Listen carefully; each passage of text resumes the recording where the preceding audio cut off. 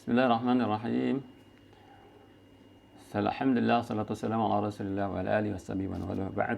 Bersyukur kepada Allah Subhanahu wa taala atas limpahan berbagai karunia nikmat kepada kita semua, khususnya adalah nikmat akhir zaman. Ya, kita ini alhamdulillah menjadi umat baginda Rasulullah SAW di akhir zaman yang diberi kekhususan oleh Allah Subhanahu wa taala dengan berbagai macam fasilitas. Di antaranya adalah fasilitas HP seperti ini.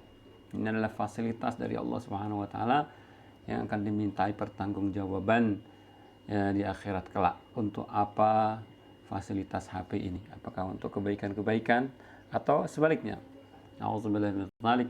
Ternyata di dalam fasilitas HP ini banyak sekali sarana-sarana yang akan menghantarkan kita ke surga Allah Subhanahu wa taala dengan mempelajari Al-Qur'an, hadis Rasulullah SAW, bahkan kitab-kitab yang telah diwariskan oleh para ulama.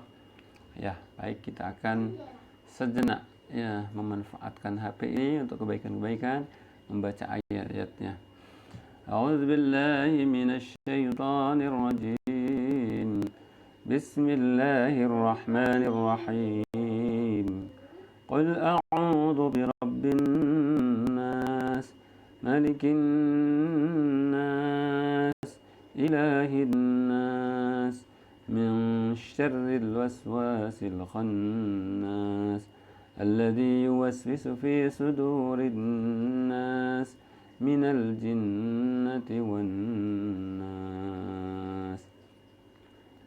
Surat yang disebut dengan An-Nas. An-Nas artinya adalah manusia. Firman Allah Subhanahu wa taala ini dikhitabkan, ditujukan kepada manusia dan juga kepada jin, minal jinnati wan nas, karena keduanya merupakan makhluk Allah Subhanahu wa taala yang tujuan utama Allah menciptakannya hanya untuk beribadah, mengabdi kepada Allah Subhanahu wa taala.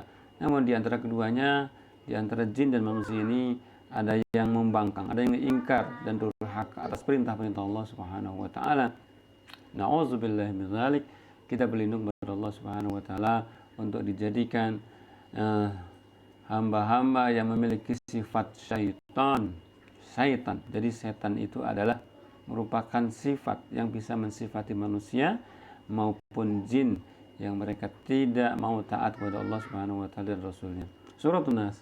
Surat An-Nas ini merupakan surat muawwidzatain.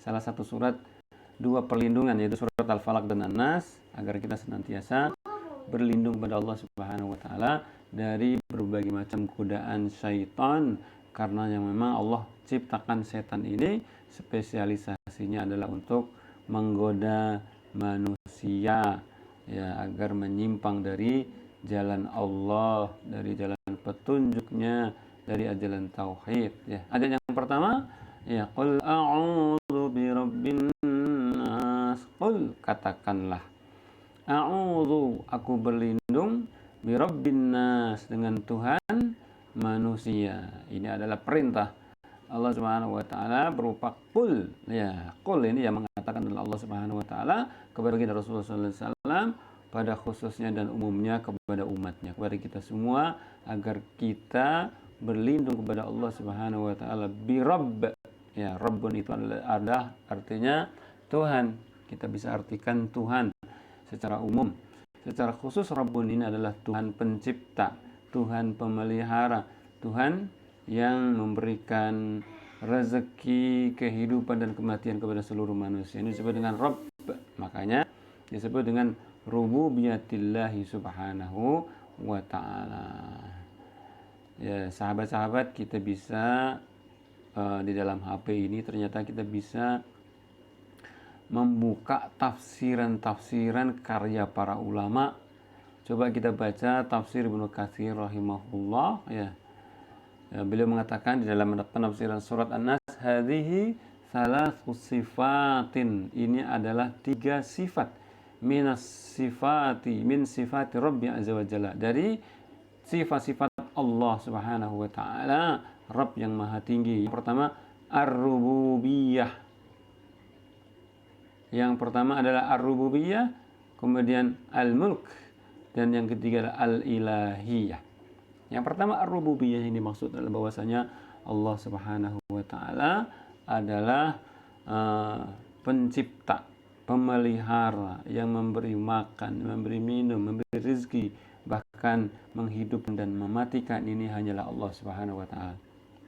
Seorang hamba harus yakin sepenuh hati bahwasanya hanya Allah Subhanahu wa taala yang menghidupkan dan yang mematikan. Ini disebut dengan sifatur rububiyatillahi subhanahu wa ta'ala. Hanya milik Allah. Jika ada seorang hamba yang meyakini ada selain Allah subhanahu wa ta'ala yang memiliki sifat rububiyah, maka dia berarti memiliki sifat musyrik. Ya, yusyrikuna billahi subhanahu wa ta'ala, menyekutukan Allah. Kemudian yang kedua adalah al-mulk, kerajaan, yang berkuasa, memiliki kekuasaan. Allah adalah raja di raja, ya, rajanya seluruh kerajaan, ya, makhluknya termasuk manusia, jin, dan seluruh makhluk Allah Subhanahu wa taala yang memiliki kerajaan hanyalah Allah Subhanahu wa taala. Dan yang ketiga adalah sifatul ilahiyah, sifat bahwasanya Allah Subhanahu wa taala adalah satu-satunya yang berhak disembah. Karena Allah telah menciptakan, Allah Subhanahu wa taala yang berkuasa, maka dialah hanyalah satu-satunya yang berhak disembah oleh seorang hamba, oleh manusia dan jin. Bahkan Allah Subhanahu wa taala tidak menciptakan keduanya kecuali hanya untuk beribadah ini. Jadi ternyata luar biasa ini nikmat dari Allah Subhanahu wa taala di dalam HP ini, ya, di dalam benda yang sekecil ini. Insyaallah kita bisa memanfaatkan sebaik-baiknya, ya, untuk kebaikan-kebaikan. Ini Abdullah, ya. Jadi Abdullah diantaranya yang memanfaatkan kebaikan-kebaikan HP ini untuk belajar, insyaallah. Jazakumullah khairan, mudah-mudahan bermanfaat. Insyaallah akan kita lanjutkan pada kesempatan-kesempatan yang lain. Mudah-mudahan bermanfaat. Terima kasih. Jazakumullah khairan. Assalamualaikum warahmatullahi wabarakatuh.